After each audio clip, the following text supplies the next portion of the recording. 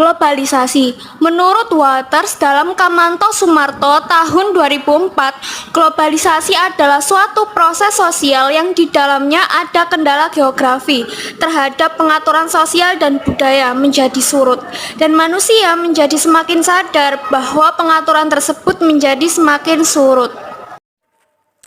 1. Westernisasi. Westernisasi adalah suatu perbuatan seseorang yang mulai kehilangan nasionalisme dengan meniru atau melakukan aktivitas kebarat-baratan. Westernisasi dilakukan diantaranya dengan cara meniru gaya hidup bangsa barat seperti bangsa Eropa dan Amerika. Bangsa Eropa dan Amerika dianggap sebagai bangsa yang lebih modern, sehingga banyak anggapan bahwa meniru mereka akan disebut modern. Westernisasi dapat dilihat dari cara berpakaian, cara mengisi waktu luang, dan sebagainya.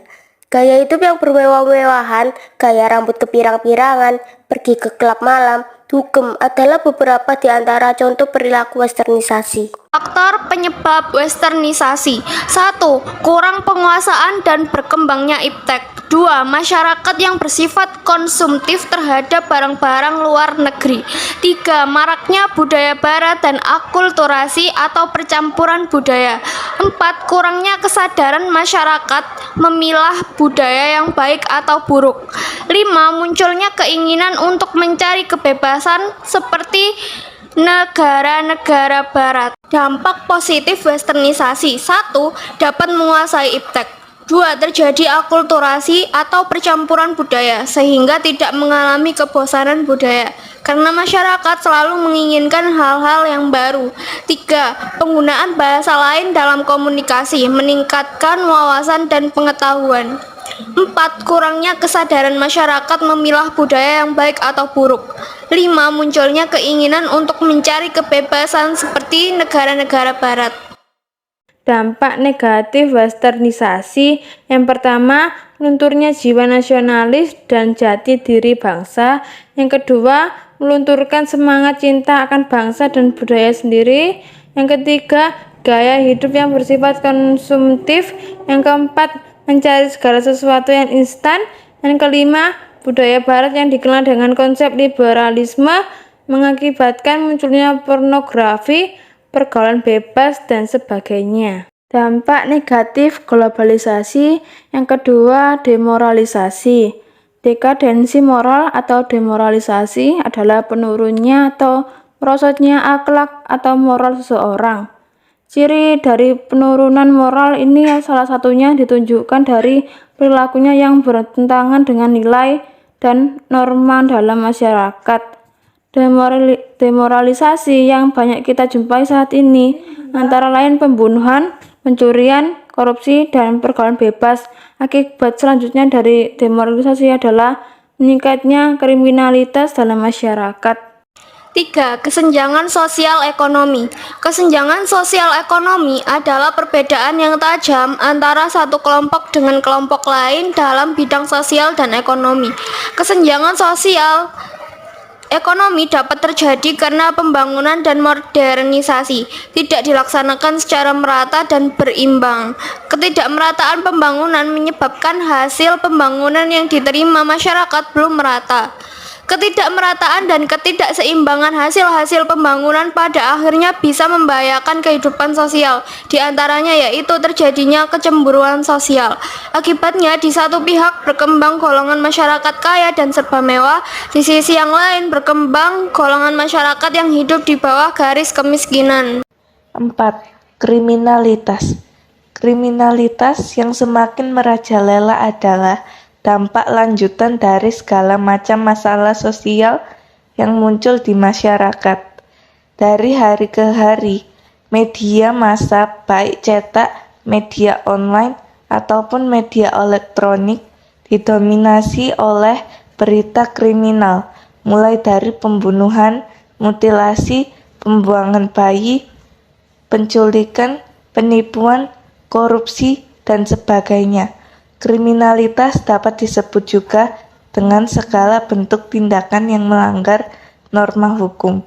Kriminalitas yang dilakukan saat ini seolah ikut memanfaatkan arus globalisasi. Faktor penyebab terjadinya kriminalitas adalah A.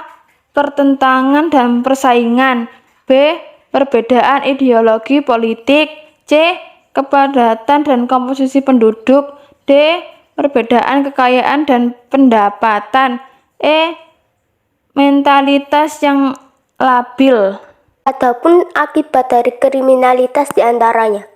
Pertama, merugikan pihak lain baik material maupun imaterial.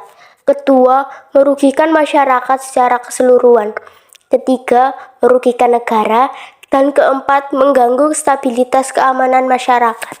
Ataupun solusi yang dapat dilakukan seperti berikut. A. Menegakkan sanksi hukum yang tegas dan tanpa pandang bulu.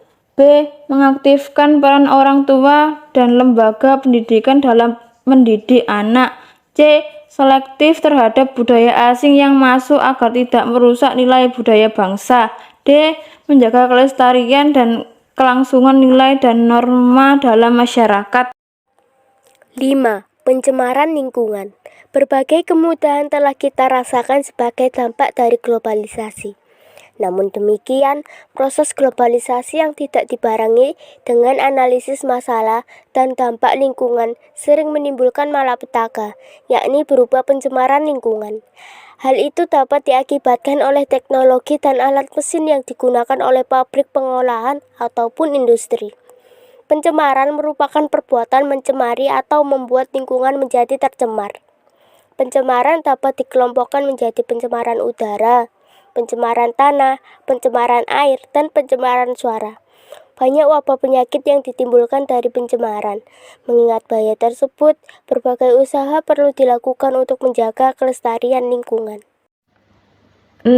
Kenakalan remaja, vandalisme dan tawuran merupakan salah satu gejala kenakalan remaja yang banyak ditemukan di sekitar lingkungan.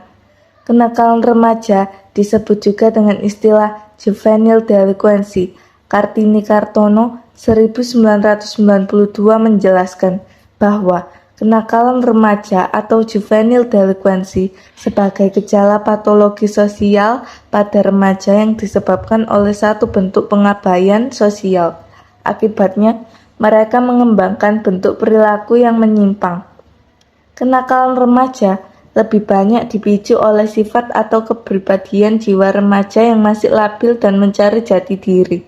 Adapun salah satu faktor penyebab kenakalan remaja adalah demonstration effect, yaitu pola hidup memperlihatkan penampilan yang tidak sesuai dengan keadaan yang sebenarnya demi diperolehnya gengsi atau prestis. Penyebab kenakalan remaja secara umum dapat dikelompokkan menjadi dua, yaitu eksternal dan intern. Faktor internal merupakan faktor yang berasal dari dalam diri remaja tersebut, seperti 1.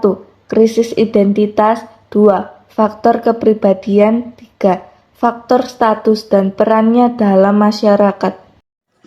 Faktor eksternal merupakan faktor-faktor penyebab yang berasal dari luar diri remaja seperti 1.